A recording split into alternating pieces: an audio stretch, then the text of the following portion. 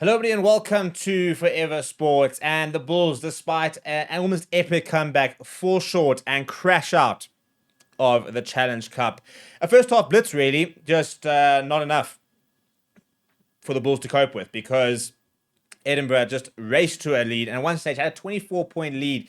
And the Bulls had all the possession in the last 10 minutes, scored a try as well to bring them within 6 points, and had two lines to try and conjure up a final try to give them a chance of the win, but not enough. Bulls discipline got to be said, and accuracy. They had their chances. They were winning penalties at scrum time. They were getting opportunities to score, but they just didn't have the patience, I think, at times, and I think the accuracy to get over the final line. Before we get into it, please do smash a like on the video. Please do subscribe to the channel as well. Let's have a look at this, shall we? This is the points flow chart, which kind of sort of shows you where it all continued to go. And you can see Edinburgh raced to a lead and had that big lead at 24 points. And that lead got slowly reduced, but a couple of moments where Edinburgh managed to get back. I mean, Edinburgh led for 79 minutes, so deserved to win. But look at that possession in the last 10 minutes, 82%, as the Bulls desperately tried to find a way into the game. It's for me that little advertisement for Telecom, unless they're going to start paying us to do it. 7 points, last 10 minutes left from the Bulls. But let's have a look at this over here, and this is where it all began. Lang with that first try, Bradbury with that try in the 13th minute, and I'll be perfectly honest, I thought the Bulls over here were really poor. Discipline on defense, non-existent. I think laziness actually, and also just awareness. You just felt at times the Bulls just weren't really paying attention, and it was far too easy. And apart from the David Creel try, that Zach Berger yellow card I think was silly. But to go into halftime, 24 points to 7, they then would have had a big conversation at halftime saying, right, we go and score a try right after halftime, we make it 10 points, that gets us into the game. Janus Kirsten, I think, was very lucky not to get a red card later in the game, but he got a yellow card early on for a silly tackle, and that led to Edinburgh scoring. And at 31 points to 7, you're thinking there's no way back. Well, I'll tell you what, McCann gets the yellow card, and the Bulls start to click into gear. Penalty try in the 46th minute, a try by Honeycomb in the 49th minute, and all of a sudden it's 10 points. This penalty goal, I think, was probably everything in the end, to be honest. At the 59th minute, it basically stemmed the flow, but also just killed the momentum that the Bulls had. And they continued to try and continue to find ways into it, but couldn't get over the line. And despite the late try from Creel in the 76th minute, and Johan Kirsten with a very good conversion, just not enough time really to get over in the end. This, I think, shows a big picture. 10 entries into 22, 2.8 points scored. Edinburgh, 8 entries, 4.2. Bulls were not clinical enough when they had the opportunities. And we were on the watch long talking about the fact that they kept just almost rushing it. There was very little patience on the attack inside the 22 to try and find that big try and that last try. If you look at the attack profile, for example, lots of 22 entries, probably not as many line breaks that I'd like from an edge point of view, but Bulls struggling with post-contact meter, struggling to get past what was a very good defensive set from Edinburgh. This for me is a very interesting one. Looking at the tackle turnover and turnovers won, Edinburgh were really good at holding up the Bulls players, and I think they did it on 3 different occasions. They held up the ball carrier, won the turnover. Bulls just didn't really adapt to that, to be perfectly honest, and I think that's the frustrating thing when you watch as a coach. You look at the ruck speed, Bulls got a little bit faster as the game went by, but it was just not ideal. So I mean, we look at the full stats as well, and kind of look at exactly where the game was won and lost.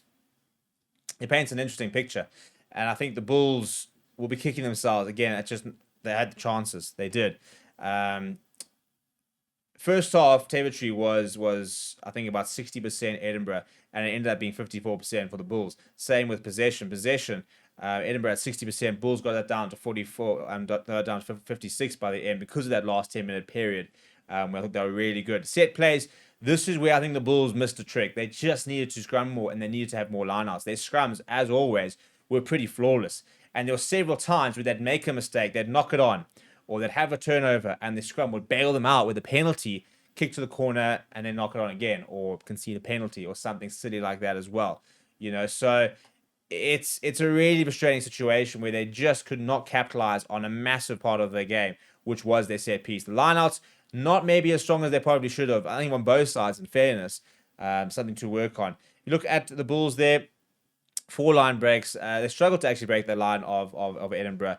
But for me, look at the turnovers won from Edinburgh and turnovers lost from the Bulls. You cannot win games when you're losing 19 turnovers in a game. Edinburgh, to be fair, won 9 of them, but to lose the ball 19 times is, compared to 10, it's almost twice as much. Again, discipline, 12 penalties conceded, 2 yellow cards, silly from the Bulls, especially. I think Giannis Kirsten was quite lucky not to get a red. He came on, and the first thing he did after getting that yellow card was a tackle, which conceded a penalty. And I think, thankfully for him, Pierre Scruman was dipping enough to sort of bail him out, basically, of that of that yellow card. Defensively, though, far too many missed tackles. 25 missed tackles from the Bulls. Now, missed tackles sometimes can be a misleading stat. You'll go look at a Jacques Nienaber's side, and the missed tackles can sometimes be quite high. But this is not that system. They were just first-time tackles missed, and they defended pretty flat to the Bulls. So when they did miss those tackles, Edinburgh were in behind very, very quickly.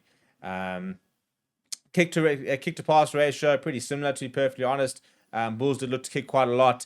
I mean, if you look at some individual performances, I mean, Cameron Honeycomb was really good. Tried really hard. I thought, 15 carries throughout the game. The next best was Magnus Bradbury, who was the official man of the match with 10. But just not enough, I think, spark from a Bulls backline. That's just lacking, I think, a little bit of go-forward ball at inside centre. I think they're missing an Andre Esterhuizen type of player, somebody who can get over the advantage line. And that's not a mass criticism of Harold Forster, who actually created the first try. But I just felt they didn't have that first phase momentum to be able to get over the advantage line and then sort of build on that. In terms of turnovers, 1, Hamish Watson, Ben Muncaster with 2 apiece. Good work done from them. Magnus Bradbury carried the second most in the game, made the most tackles, tied with Cameron Honeycomb. It was a game of really good portions from the 2 number 8s. The Bulls will be kicking themselves, to be perfectly honest, because they could have won that game. Should they deserve it? I don't know. I think that first half was pretty poor. And I think Jake White got the bench right. I think that having those players to be able to come on in the second half, and you look at them, for example, you look at the bench that they had, and it made a big difference, I felt. I thought that Jan Goosen had a really strong game coming on. Kanan Moody made a difference. Mornay Smith played pretty well. Malcolm Staden made a difference. And Andrew Vessels was solid. But maybe could have gone with a slightly stronger team up front and gotten off to a better start. I think they did capitalize on Edinburgh. But I think if their starting lineup had been a bit stronger, I think they could have put themselves in a position to have been ahead and be able to then see off the game, which is what Edinburgh basically did. They capitalized on the lack of quality from the Bulls starters, raced to a lead, and the Bulls just could never catch up. 24 points is too much at the end of the day. That is it for South African teams in EPCL competitions. Not a good showing, if you're going to be brutally honest. I think we've learned a lot. I think we are seeing steps taken in the right directions, but disappointing once again. We won this competition last year, South African side of the Sharks, and to go out in the quarterfinals is a bit frustrating. But now all roads back to the URC, and let's see if we can try and get 4 South African teams into those URC playoffs. That would mean 4 South African teams into the Champions Cup, which, even if they then drop down to the Challenge Cup, gives us a real good chance of having a much better time next season. Let me know what you think down in the comments below. Smash a like on the video, subscribe to the channel as well. Thank you very much for watching. My name is Steve. I'll chat to you soon.